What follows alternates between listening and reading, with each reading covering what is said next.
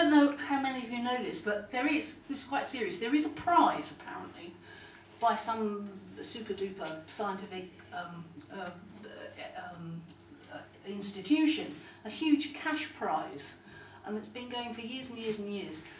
And this is open to anybody who can actually solve the mystery of why sparrows have disappeared from the streets of London. They're still in other places in the world, but they've disappeared from London streets. And it's not been claimed.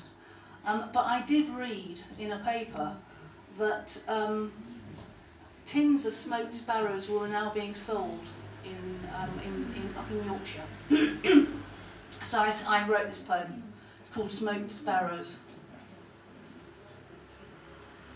When I was a child, I could wake to a carpet of sparrows, their bracken-feathered wings a rustling, fidgeting forest, bitumen eyes seed-pearl bright, their ubiquitous presence an unnotated symphony on the telegraphic high wire. They would pool on branches, jostle for crumbs at the pavement's edge, tamed by plenty, unafraid and swaggering, so prolific you could not count them. This spring, a man told me that in a shop in Barnsley he had seen tins of smoked sparrows on skewers brought all the way from China, a gastronomic delicacy at £5 a tin. I imagined them spitted in their tiny oriental coffins, hearts bamboo pierced and featherless, their claws folded into permanent oily curls, shoulders echoing the curved hunch of tin can corners, eyes and beaks glued forever shut, songs forever silenced. Gone from London streets a decade or more, they are avian exiles, alien as lyrebirds or budgerigars. Their absence an unsolved Cockney mystery.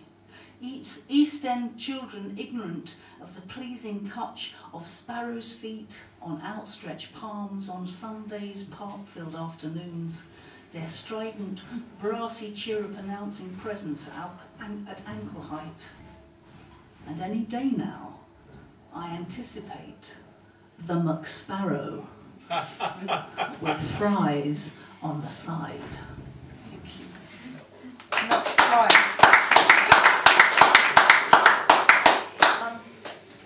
I thought I'd read one of the poems that I put into this splendid volume of exceptionally fine poetry from Patrick and 4 other poets, and myself. It's called A Hare's Sorrow. Excuse me.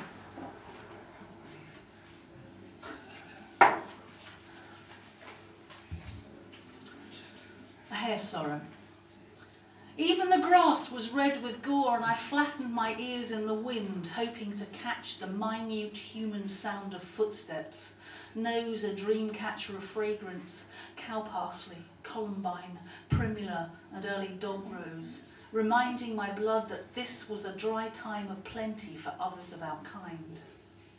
They had come in the early morning when mist strangled the oak trees, and the dawn was no more than a patchwork of yellow and green on ivy-drenched branches, and I had been sitting in the remainder of moonlight, sitting where the lady had danced in her red slippers, listened to Carolan's blind harping from his place in the land of the ever-young, and I had been speaking in tongues to my children, the language of tall grasses, and ravens who brandished their nightmares in words of crow and magpie. And my children had lain flat on the earth in the burgeoning sunlight, eating my words as if each one was honey and sweet clover. They had come in the early morning, their laughter a scythe to my comfort, their speech a dagger in my ear, the smell of them leaving a grey mark in the dawning, smell of dead foxes, of fire and burning, the cooking of dead things, the consummation of savagery that left us trembling with damage. They had come with their guns and their dead god, making a mockery of my lady of the constant well, throwing their sick children into her waters, culling her prayers, replacing them with dogma and fences, leaving her sisters crucified on the splintered lathe of time, her brothers tumbling from out of the unfurling bracken, From out of the rings of stone, the gore-streaming menhirs and circles of completion that had acknowledged our wisdom, using our words of ferns and green nettles, translating our songs and our singing, turning them into star song for the pleasure of our brethren and fathers. And now I sit among the red grasses, the spectre of sorrow hovering in the mist-beribboned daylight, remembering the sound of my sons as they ran leaping in springtime, their ears as flags in the rich growing corn, my daughters, feet dainty as foxgloves, laughing as they turned fleeting eyes to the sea, summer's blonde curtain covering our loss. Thank you.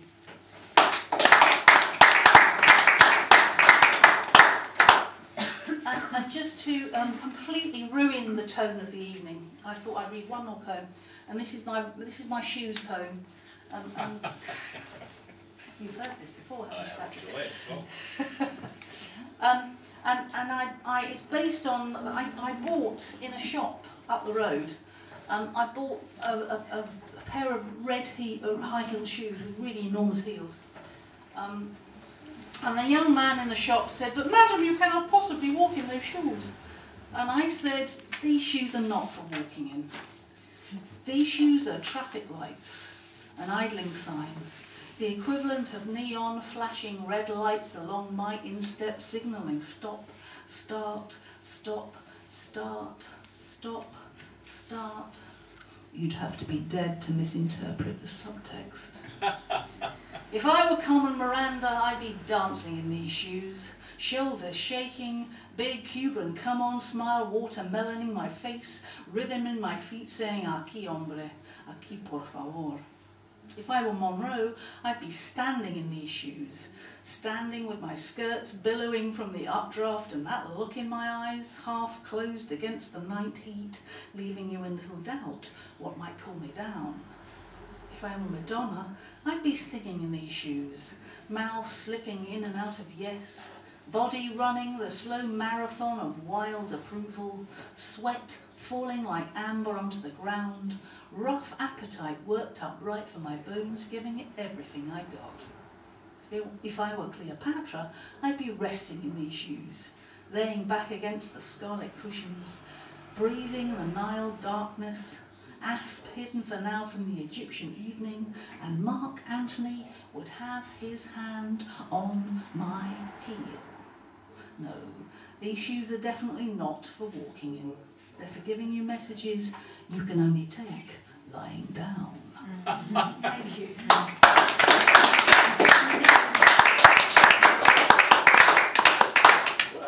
Sorry. Thank you very much. More applause, please, for agnestwo2.